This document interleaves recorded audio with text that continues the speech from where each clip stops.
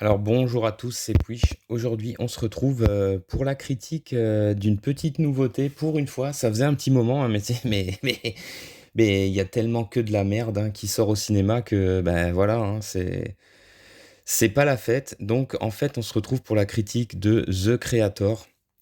Donc il est sorti cette semaine. C'est un film qui dure 2 heures et quart, un film américain bien évidemment. Un film réalisé surtout par Gareth Edwards. Alors Gareth Edwards, on va tout de suite parler de lui. Moi, c'est un réalisateur que j'apprécie particulièrement. Euh, Déjà, il s'est fait connaître avec Monster, hein, évidemment. Et puis surtout, pour moi, c'est le réalisateur de Godzilla hein, de 2014. Vraiment, sa réalisation sublime dans tout le film, je trouve. Il a tout compris comment filmer l'immensité de ces créatures de Godzilla. Bref, on y reviendra, vous en doutez, si vous suivez un peu la chaîne. On reparlera du Godzilla de 2014. Et puis c'est aussi le réalisateur de Rogue One, le seul et unique film Star Wars qui vaut quelque chose, qui a été fait sous Disney, même si apparemment hein, il a eu énormément de problèmes avec Disney, justement, qui sont bien sûr des gros cons, hein, qui évidemment ne pouvaient pas totalement laisser un auteur s'exprimer dans son film. C'est très dommage, hein. C'est même hyper rageant de savoir que la bataille finale dure beaucoup plus longtemps, qu'il y a encore plus de plans, d'ailleurs plans qu'on voyait dans les premières bandes annonces, je crois, hein, qui après sont absents du film. Pareil, je pense que les échelles de grandeur des Hat-Hat, bon bref. En tout cas, Rogue One reste un excellent film, un des seuls films potables Star Wars sortis sous Disney. C'est le seul d'ailleurs pour moi, hein. C'est le seul qui est vraiment bien.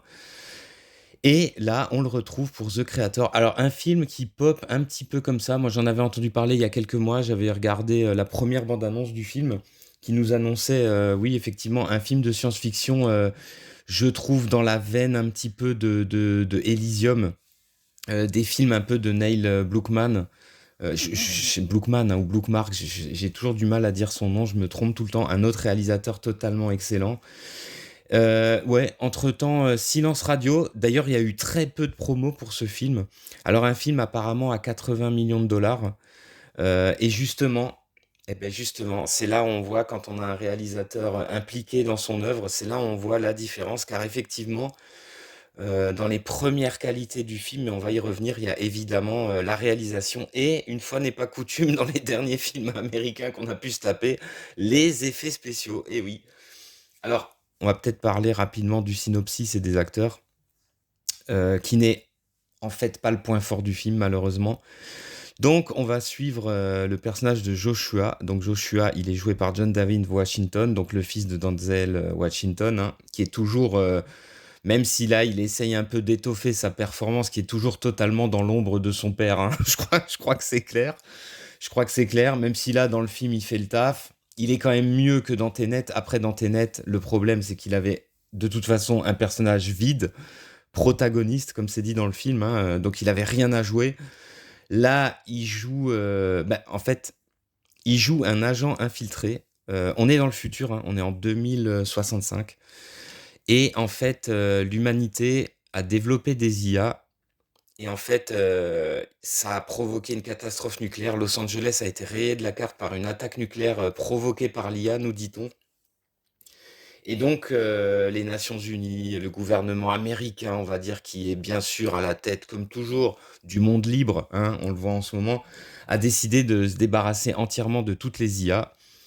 Et en fait, il se trouve qu'il y a une république de Nouvelle-Asie, on nous dit, bon, ça ressemble beaucoup à la Thaïlande, le Vietnam, comme ça. D'ailleurs, il y a des choses qui rappellent les conflits, forcément, le conflit au Vietnam. En fait, c'est un pays où il y a encore des IA qui sont fabriquées, les gens vivent avec des robots, des IA comme ça. Et donc, en gros, les États-Unis leur déclarent la guerre. Et puis surtout, ils veulent trouver leur chef, comme souvent, hein, leur chef qui continue à travailler sur ces robots, sur ces IA, qui les développe, qui les fait de plus en plus sophistiqués. Et donc notre personnage est en fait un agent américain infiltré dans ce groupe de rebelles, on va dire, et il a pour but de trouver leur chef.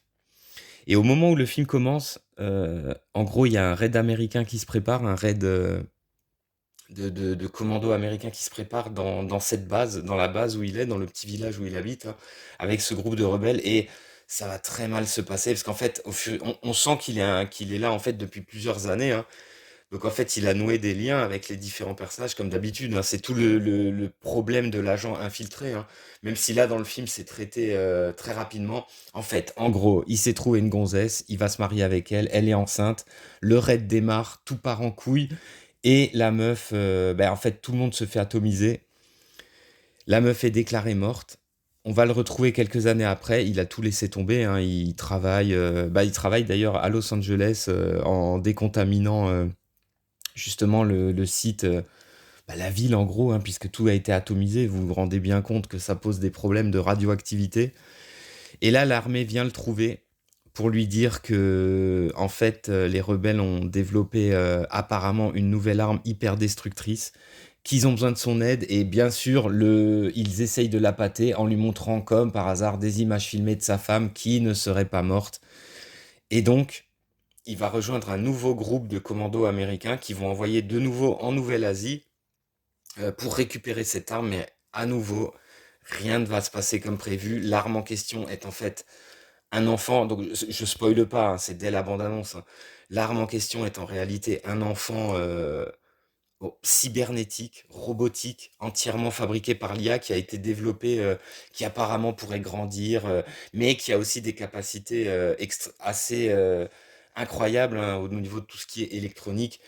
Et on va se retrouver dans une course-poursuite, chasse à l'homme. Les gentils sont pas forcément les gentils, les méchants sont... Voilà, vous avez compris.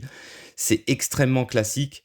En parallèle de ça, hein, justement, l'enjeu du film sera l'espèce de base américaine qui s'appelle Nomad, qui est une espèce de plateforme volante comme ça, qui est pas tout à fait dans l'espace, mais qui est dans la...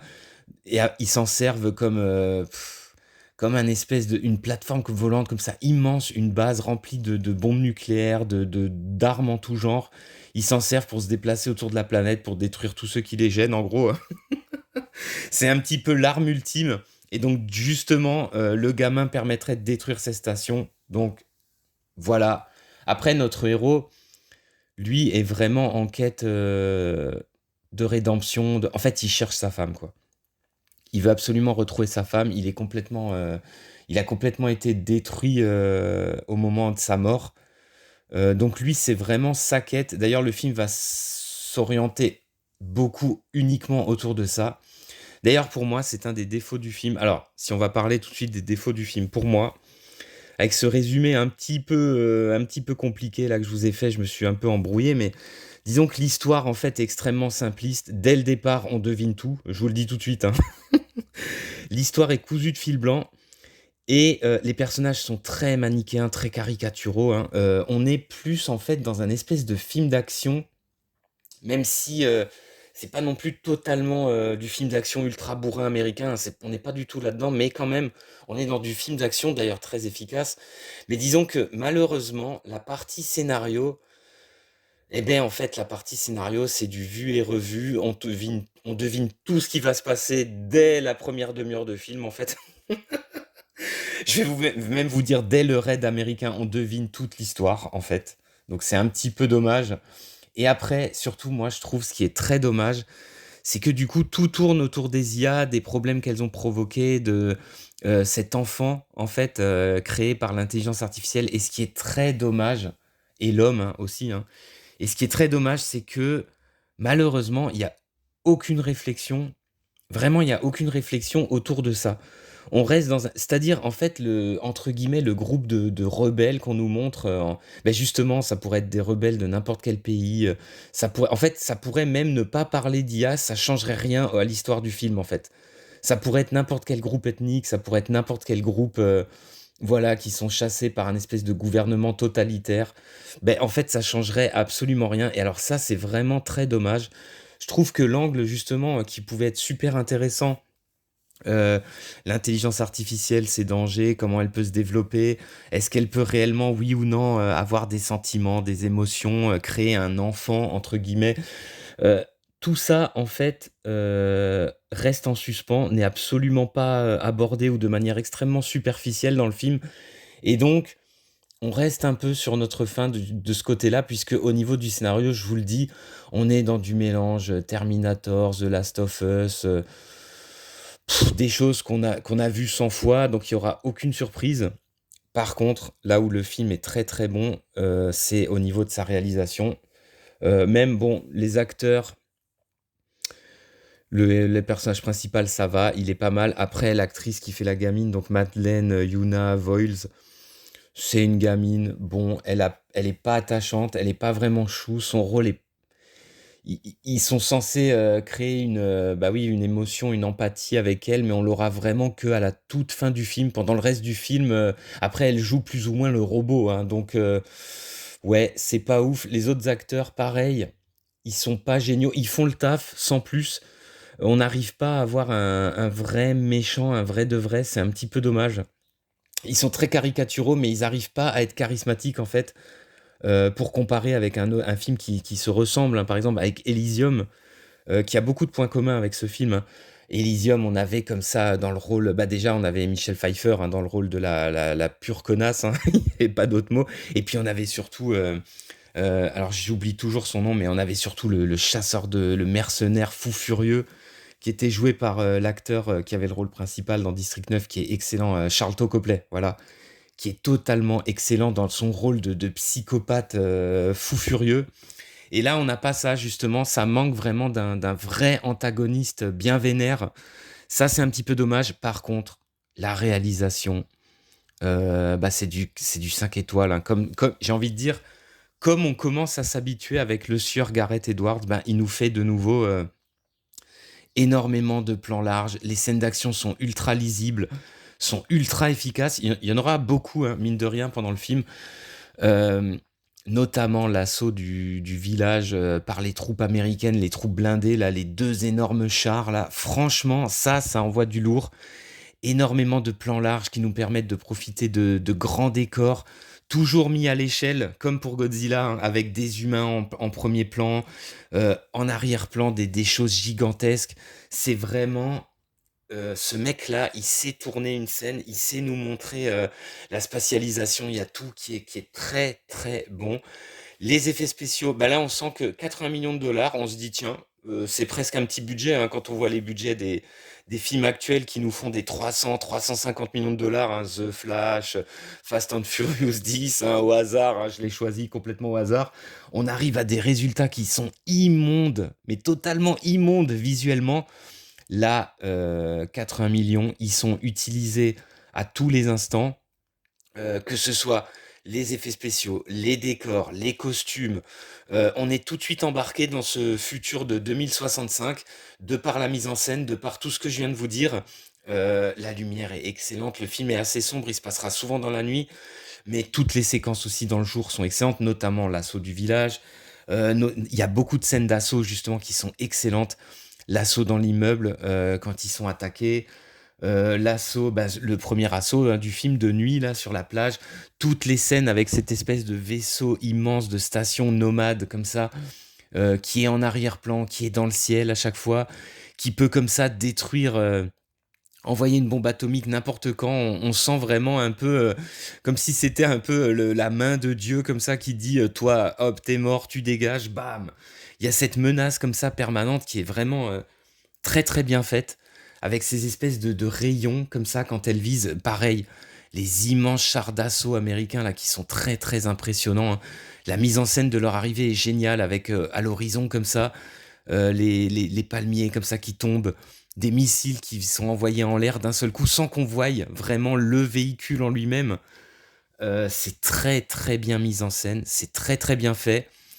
Les 80 millions, je pense qu'ils ont été utilisés de A à Z, 100% pour la réalisation, tout. Bah, disons que, voilà, c'est un film qui a des défauts. C'est pas le film du siècle.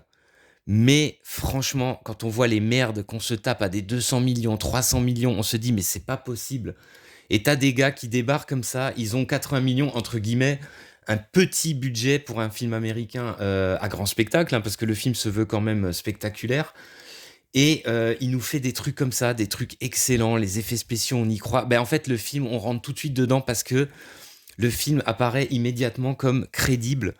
L'image est belle, les costumes, tout et voilà et ça fait toute la différence. Alors pour moi, c'est un bon film, c'est un même un très bon film. Je pense que c'est à voir, au moins ça, c'est un film, voilà, de cinéma soigné. C'est autre chose que les boosts qu'on se tape. C'est juste dommage qu'au niveau du scénario, il déçoit et moi, aussi personnellement, je trouve que la dernière scène du film, c'est dommage que ce soit pas, plus une grosse scène d'action. C'est un des petits défauts. Bon ça, c'est à mon goût à moi par contre, hein. C'est vrai que dans les films d'action, j'aime bien que la dernière scène soit une grosse scène d'action. Là, le climax du film, c'est pas réellement une scène d'action, même si c'est pas mal, hein, c'est très, très bien. D'ailleurs, c'est extrêmement bien mis en scène. C'est vraiment les effets spéciaux sont très bons. La scène en elle-même, elle est excellente, hein. Beh, voilà, bah, je vous encourage à aller le voir.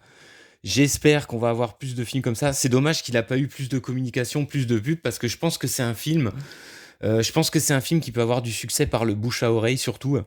Bah, écoutez, foncez et puis je vous dis à plus pour de prochaines critiques.